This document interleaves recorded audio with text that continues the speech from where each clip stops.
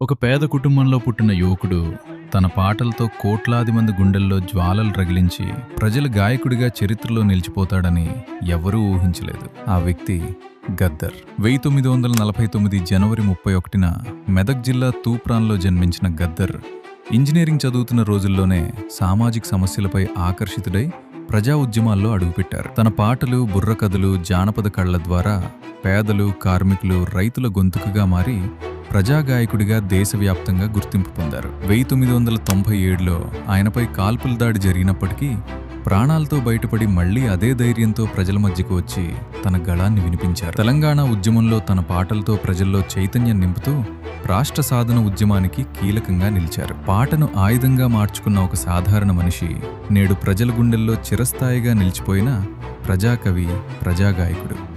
అదే గద్దర్ గారి అద్భుత ప్రయాణం. ఇలాంటి మరిన్ని ఇంట్రెస్టింగ్ స్టోరీస్ కోసం ఇప్పుడే గ్రోత్ స్టోరీస్ 360ని ఫాలో అవ్వండి.